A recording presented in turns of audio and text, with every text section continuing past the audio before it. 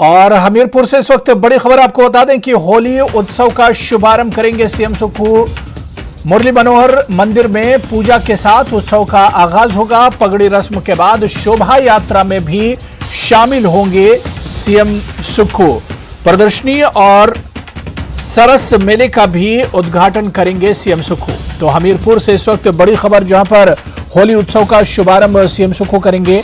मुरली मनोहर मंदिर में पूजा के साथ उत्सव का आगाज होगा। पगड़ी रस्म के बाद शोभा यात्रा में शामिल होंगे सीएम और इसके अलावा प्रदर्शनी और सरस मेले का भी उद्घाटन करेंगे सीएम।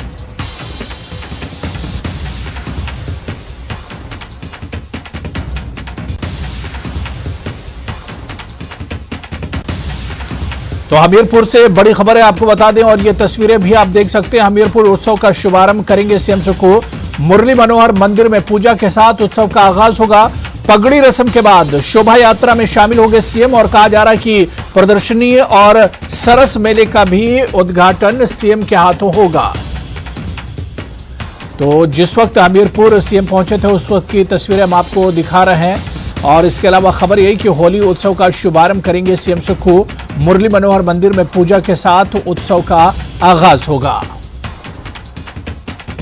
पूरे देश में मानी जाती है और इस संदर्भ में आज हम होली के इस शुभ अवसर पर हम पहुंचे हैं और इस शुभ अवसर पर हम इसका अभी शुभारंभ करने जा रहे हैं। होली रंगों का त्यौहार है, मिलन का त्यौहार है, प्यार का त्यौहार है और होली के रंग में हम सब आज राणा जी के विधानसभा क्षेत्र में इस शुभ अवसर पर उसका शुभारंभ करेंगे। तो हमीरपुर से बड़ी खबर है, आपको बता दें कि होली उत्सव का शुभारंभ करेंगे सीएम सुक्खू। खुद उन्होंने बयान दिया है, मुरली मनोहर मंदिर में पूजा के साथ उत्सव का आगाज होगा। पगड़ी रस्म के बाद शोभा यात्रा में भी शामिल होंगे सीएम और हमारे सहयोगी जसबीर हमारे साथ हमीरपुर से जुड़े हुए हैं।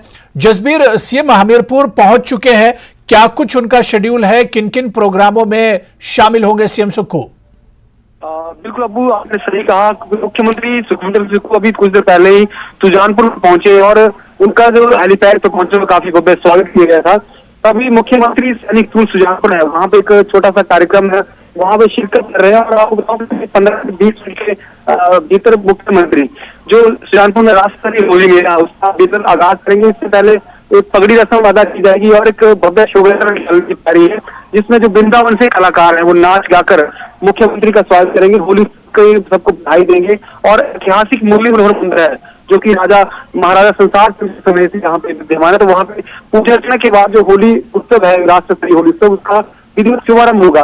और उसके उपरांत राष्ट्रस्तरीय सरस मेले का भी जो कि पहली बार सुजानपुर के चौहान में आयोजित किया जा रहा है, वहां भी शिरकत करेंगे और उनकी प्रदर्शनी का अवलोकन करेंगे। कुल मिला के तकरीबन आधे घंटे के बाद ये सारा कार्यक्रम होना तय है। जी बिल्कुल, जिस तरह से हमीरपुर सीएम पहुंचे गए उनका भव्य वहां पर स्वागत किया गया और कहा जा रहा है कि जो पगड़ी रस्म है उसके बाद शोभा यात्रा में भी वो शामिल होंगे।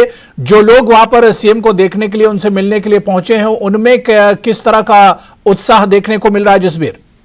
बिल्कुल जी, अब मैं आपको बताऊं कि जो यहाँ पे मेला है, राष्ट्रस्तरीय उत्सव है, यहाँ पे काफी बहुत बड़ा पंडाल लगाया गया है। केवल 1000 के करीब यहाँ पे जो छोटे छोटे स्टॉल लगाए गए हैं। तो सुबह से ही यहाँ पे काफी संख्या में दूर से पहुंचे हैं, क्योंकि आपको बता दूं कि राष्ट्रस्तरीय मेला होली उत्सव होता है, यहाँ पे भव्य कार्यक्रम अगले 4 दिनों तक रहता है और ये मेला तकरीबन 1 महीने तक चौगान में लगाया रहता है।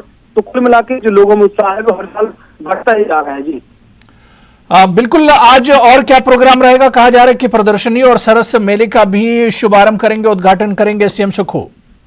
बिल्कुल, सरस मेले के उद्घाटन के बाद आपको बताऊं कि प्रदर्शनी का अवलोकन होगा। और अभी जो आज की जो पहली संध्या है वहाँ पे वो तकरीबन 7:30 और 8 बजे के बीच में दोबारा से मुख्यमंत्री पंडाल में पहुंचेंगे और जो रात्रि की संध्या है उनका शुभारंभ होगा और बाकायदा एक पत्रिका होती है उसका भी यहाँ पे अनावरण किया जाएगा। तो कुल मिला के जो आज जो पहली सांझ की संध्या है वहाँ पे पंजाबी मशहूर गायक है टाका, वो के अपनी सुरीली आवाज का जादू करेंगे। साथ में हिमाचली कलाकारों को भी काफी तवज्जो दी गई है।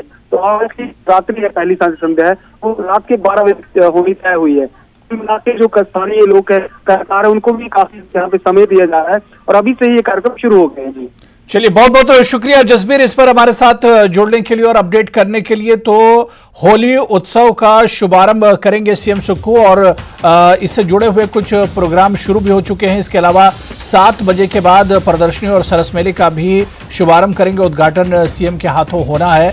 लोगों में हमीरपुर पहुंचने पर भव्य स्वागत सीएम का किया गया। लोगों में काफी उत्साह देखने को मिल रहा है।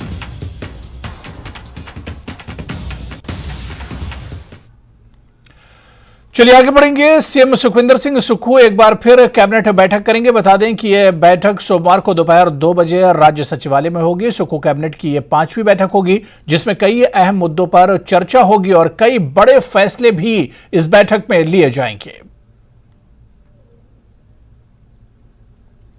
और हमारे सहयोगी राजेंद्र हमारे साथ इस खबर पर जुड़े हुए हैं। राजेंद्र, बैक टू बैक एक के बाद एक कैबिनेट बैठक हो रही है और कहा जा रहा है कि अभी 2 दिन पहले 1 तारीख को और उसके बाद 3 तारीख को कैबिनेट बैठक हुई और कहा जा रहा है कि आने वाले दिनों में 5वीं बैठक भी होने वाली है। तो लगातार बैठकें हो रही हैं, इसके पीछे क्या वजह बताई जा रही है?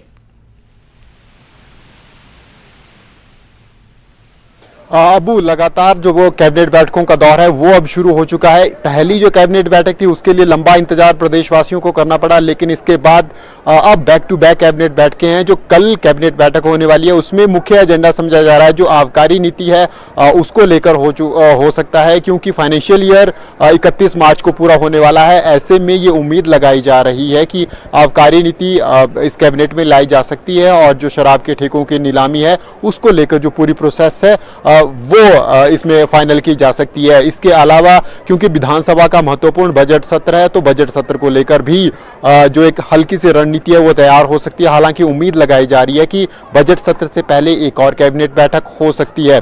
इसके अलावा जो लंबे समय से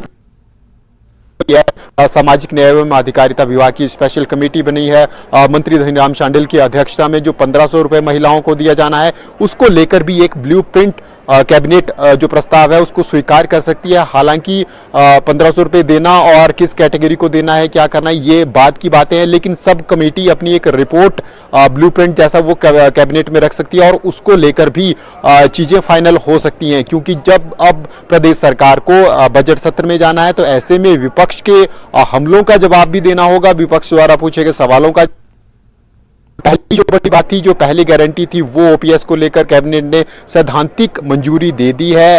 ओपीएस उसके एसओपी तैयार होने को है और अब जो दूसरी जो गारंटी है उसको पूरा करने की कोशिश कांग्रेस करेगी और अगर पूरा नहीं हो सकती है, धरातल पर नहीं उतर सकती है, तो कम से कम विधानसभा में जवाब देने लायक हो जाए कि ये ब्लूप्रिंट हमारा रहने वाला है 1500 रुपए को लेकर। इसके अलावा कुछ और अहम फैसले भी हैं, चाहे वो शिक्षा विभाग से जुड़े हुए फैसले हो, क्योंकि हम आज जिस प्रकार रोहित ठाकुर ने प्रेस कॉन्फ्रेंस की और बताया कि जो स्कूल हैं कि उनकी जो संख्या है उसको कम किया जा सकता है। जहां कम स्टूडेंट पढ़ रहे हो, चाहे प्राइमरी स्कूल की बात करें तो 10 बच्चों का मिनिमम क्राइटेरिया रखा गया है, मिडिल स्कूल में 15 बच्चों का रखा गया है, हाई स्कूल में 20 और सीनियर सेकेंडरी में 25। इस प्रकार कॉलेजेस में 60 बच्चों का 65 बच्चों का मिनिमम छात्रों का क्राइटेरिया रखा गया है। तो हो सकता है कि उनके ऊपर भी कैबिनेट निर्णय ले ले कि उन जो इनसे कम वाले हैं उनको या बंद किया जाएगा या मर्ज किया जाएगा। इसके अलावा जो बड़ा निर्णय प्रदेश सरकार का रहने वाला है ये है कि जो डेपुटेशन पर करीब 450 टीचर्स हैं तो उनकी डेपुटेशन खत्म करके उनको मूल स्कूलों में भेजा जा सकता है। तो अलग अलग विभागों के कई अहम निर्णय इस कैबिनेट बैठक में हो सकते हैं, चाहे वो शिक्षा विभाग हो, सामाजिक न्याय एवं अधिकारिता विभाग हो। इसके अलावा हेल्थ डिपार्टमेंट में भी इश्यूज लंबे समय से चले गए हैं। जिस प्रकार की छंटाई या हम कह सकते हैं एक सर्जिकल स्ट्राइक एजुकेशन डिपार्टमेंट में सरकार ने की है, उसी प्रकार की जरूरत एक स्वास्थ्य विभाग में भी रहने वाली है। क्योंकि बहुत से डॉक्टर, चाहे वो आयुर्वेदा की बात हो या फिर स्वास्थ्य विभाग की बात हो, दोनों में बहुत से डॉक्टर डेपुटेशन पर हैं और बहुत से डॉक्टर एक जो एरिया है, सराउंडिंग एरिया है, शहरों के आसपास का 30 किलोमीटर का एरिया है, वहां पर जमे हुए हैं। तो उनको लेकर भी एक ट्रांसफर पॉलिसी या फिर एक मोटी मोटी नीति तैयार की जा सकती है कैबिनेट के द्वारा। तो ये बिल्कुल राजेंद्र, क्योंकि आने वाले दिनों में प्रदेश का पहला और सरकार का पहला बजट पेश होने वाला है, उससे पहले सरकार और कैबिनेट जो अपनी तरफ से कोई कमी छोड़ना नहीं चाह रही, शायद इसी वजह से बार बार कैबिनेट की बैठक हो रही है। बिल्कुल पूरी तैयारी के साथ जिस प्रकार विपक्ष ने पहले ही रणनीति बनाना शुरू कर दी है, ग्राउंड पे भाजपा आ गई है, अपने बूथ में हस्ताक्षर अभियान चलाए, जिला स्तर पर प्रदर्शन शुरू हुए, 3 जिलों में बिलासपुर में प्रदर्शन हो चुके हैं, धर्मशाला में जिला स्तर का प्रदर्शन हो चुका है, कुल्लू में जिला स्तर का प्रदर्शन हो चुका है। तीनों में पूर्व मुख्यमंत्री और नेता प्रतिपक्ष जयराम ठाकुर शामिल रहे, स्थानीय विधायक शामिल रहे, जो स्थानीय पूर्व मंत्री थे वो शामिल रहे। तो भाजपा अपनी पूरी जो विपक्ष की भूमिका है उसमें उतर चुकी है और सड़क से लेकर सदन तक घेरने की पूरी तैयारी है। पिछले दिनों हमने देखा कि सर्किट हाउस शिमला में बड़ी बैठक हुई, पूरे विपक्ष के विधायक उसमें मौजूद रहे, भाजपा की तरफ से नेता प्रतिपक्ष जयराम ठाकुर, संगठन मंत्री पवन राणा और भाजपा प्रदेश अध्यक्ष वो भी मौजूद रहे। एक लंबी रणनीति बनी, करीब 3 घंटे तक ये बैठक चली। हिमाचल की महत्वपूर्ण इश्यूज इसमें डिस्कस किए गए और खासकर किन मुद्दों पर सरकार को घेरना है, क्योंकि लंबा ये सत्र चलता है। बजट सत्र की हम बात करें, लंबी बैठकें होती हैं, बजट स्वीकार किया जाता है और बजट को लेकर भी इश्यूज होंगे, क्योंकि इससे पहले जो विधायक प्राथमिकता बैठकें हुई हैं वहां पर भी विधायकों ने, चाहे वो भाजपा की तरफ से या कांग्रेस के विधायक जो मौजूद रहे, तो उन्होंने भी अपनी योजनाएं रखी हैं। इसके अलावा जो बड़ा इशू रहने, विधायकों को बजट विधायक निधि दी जाती है, विधायक निधि की चौथी किस्त वर्तमान सरकार ने देनी थी, 3 किस्तें दिसंबर से पहले दी जा चुकी थी, तो जो चौथी किस्त थी वो सुखू सरकार ने नहीं दी है। उसको लेकर विपक्ष पूरी तरह से उग्र है, क्योंकि ये जो विधायक निधि होती है ये अधिकांश जो जनहित के कार्य होते हैं उन पर खर्च की जाती है।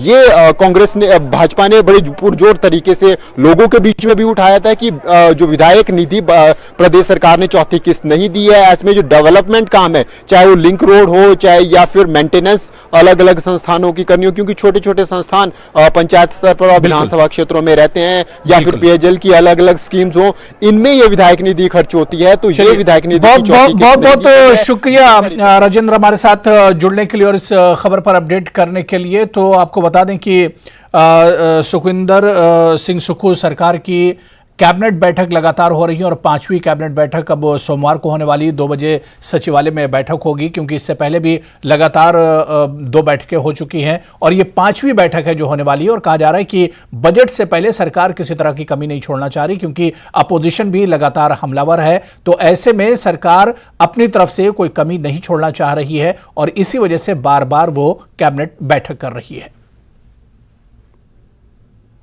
चलिए यहां पर रुकेंगे फिलहाल छोटे से ब्रेक के लिए।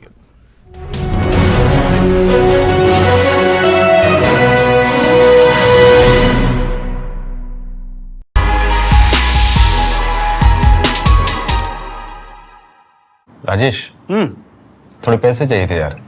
Crop Viewers, India's largest news network, News 18 Network.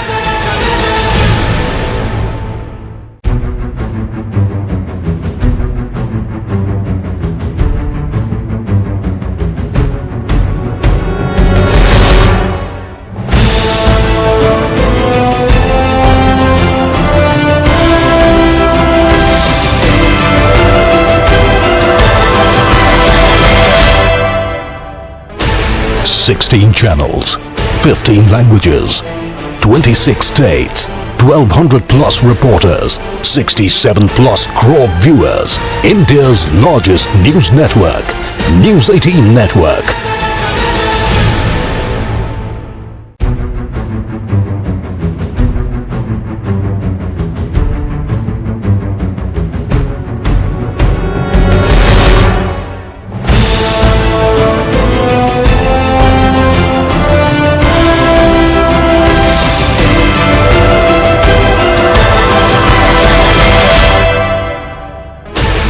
Sixteen channels, 15 languages, 26 states, 1200.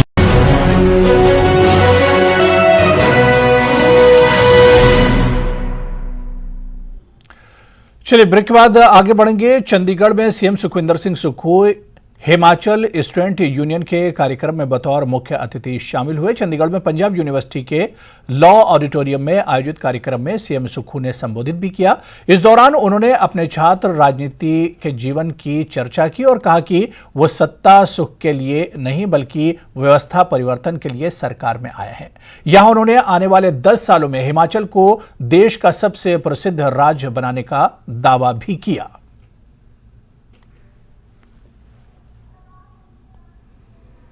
महीने में हमारी सरकार ने कहा कि हम सत्ता सुख के लिए नहीं आए हैं, हम व्यवस्था परिवर्तन करने के लिए आए हैं। इस सभागार में बैठे जितने मेरे छात्र हैं, आज इस मंच से मैं 10 साल पहले भी इस मंच पर आया था और 10 साल बाद इस मंच पर आकर आपको कुछ कहना चाहता हूं। 10 साल में हिमाचल प्रदेश देश की सबसे समृद्ध राज्यों में से एक होगा।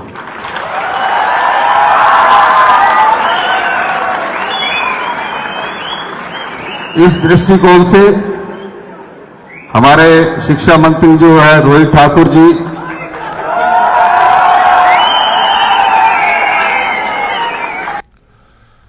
शिक्षा मंत्री रोहित ठाकुर का बड़ा बयान सामने आया। उन्होंने बताया है कि 10 बच्चों की संख्या से कम वाले प्राइमरी स्कूल बंद होंगे, वहीं 15 बच्चों से कम संख्या वाले मिडिल स्कूलों पर भी ताला लगेगा। हाई स्कूलों के लिए 20 छात्र होना अनिवार्य किया गया है, वहीं 25 से कम संख्या वाले सीनियर सेकेंडरी स्कूल भी बंद किए जाएंगे। कॉलेजेस में छात्रों की संख्या 65 होना जरूरी है। तकनीकी शिक्षा विभाग में 5 संस्थान भी बंद होंगे, साथ ही 65 से कम विद्यार्थियों की संख्या वाले 19 कॉलेज भी बंद होंगे। सूत्रों की माने तो ऐसे 606 स्कूल बंद होंगे।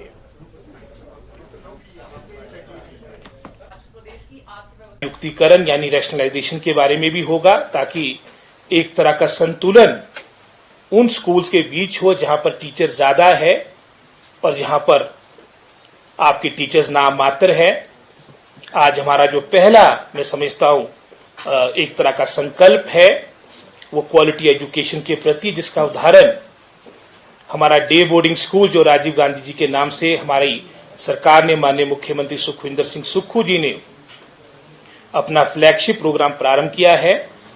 और उसके पीछे सोच यही है कि हमारे बच्चों को हिमाचल प्रदेश के सबसे बेहतरीन शिक्षा मिले। कॉलेजेस भी लगभग कोई 23 के आसपास खुले थे, उसमें से भी हमने 65 का आंकड़ा रखा कि जहां पर 65 से ऊपर बच्चे होंगे वो कॉलेजेस भी आपके फंक्शनल रहेंगे। जिन प्राइमरी स्कूल में आपकी संख्या स्टूडेंट्स की 10 से ऊपर है वो आपके फंक्शनल रहेंगे। मिडिल स्कूल के लिए स्ट्रेंथ स्टूडेंट्स की हमने 15 की रखी है। हाई स्कूल में ये संख्या हमने 20 रखी और सीनियर सेकेंडरी स्कूल में ये संख्या 25 रखी है।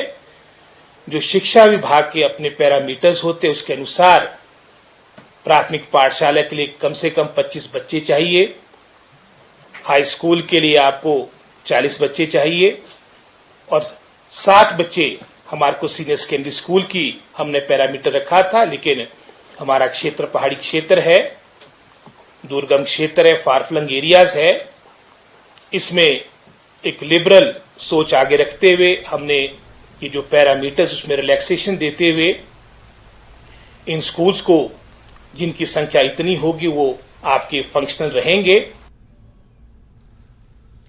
जसुर में कांग्रेस प्रवक्ता सुदर्शन शर्मा ने गैस सिलेंडरों के दामों में बढ़ोतरी को जनमानस महंगाई का जोरदार प्रहार करार दिया है। सुदर्शन शर्मा ने कहा कि मोदी सरकार ने इससे देश की जनता की जेब में डांका डालने सरीखा काम किया है। कांग्रेस कार्यकर्ता जल्द ही गैस सिलेंडरों के दामों में बढ़ोतरी को लेकर सड़कों पर उतरेंगे और ब्लॉक स्तर पर विरोध प्रदर्शन करेंगे।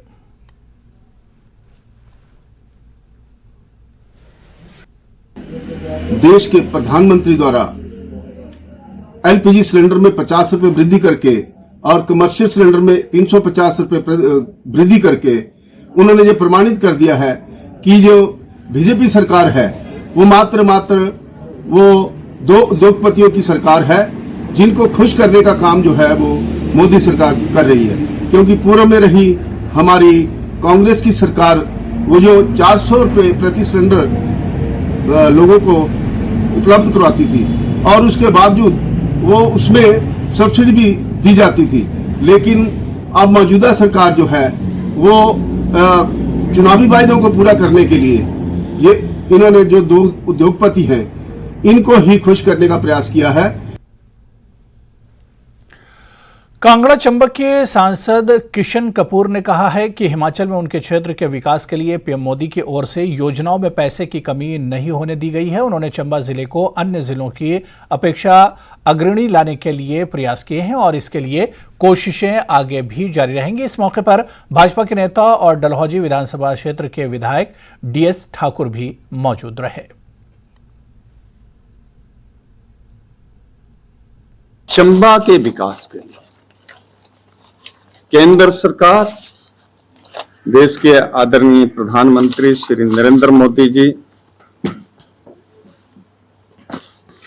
ये पैसे अभी सड़कों और बिजली के लिए स्वीकृति मिल चुकी है। चंबा के विकास में कोई कमी नहीं आने देंगे।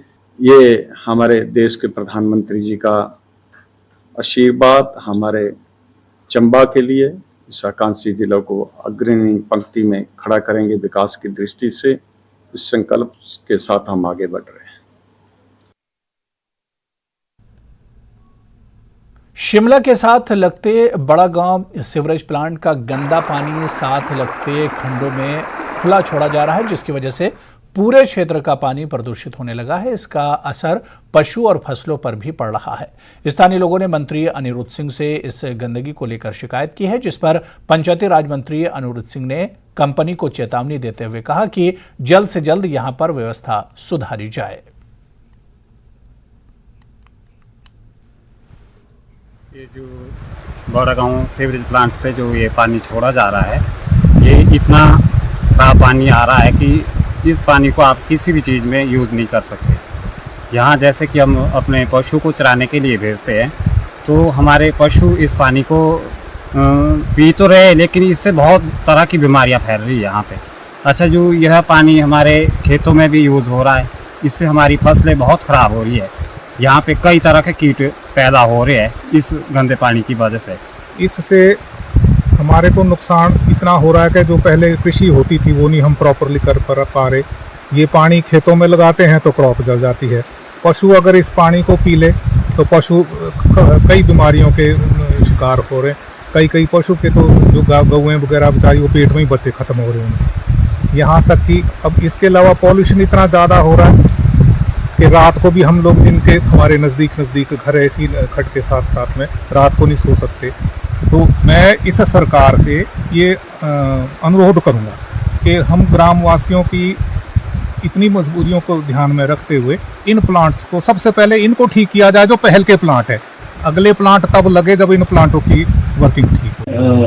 जो संज्ञान में मेरे ठेके वहाँ से लीकेज हो रही है और कुछ जो है वहाँ पे क्योंकि अभी ठेके पे दिया हुआ है, वो लोग खोल देते हैं, जो गंदा पानी होता है वो खोल देते हैं, जो कि लोगों के जमीनें खराब कर रहे हैं। पशु भी पानी नहीं पी रही। मैंने बिल्कुल संज्ञान में और डिपार्टमेंट से टेकअप कर ली है। अगर डिपार्टमेंट समय पे काम नहीं करेगा तो उनके खिलाफ, अधिकारियों के खिलाफ FIR दर्ज करी जाएगी।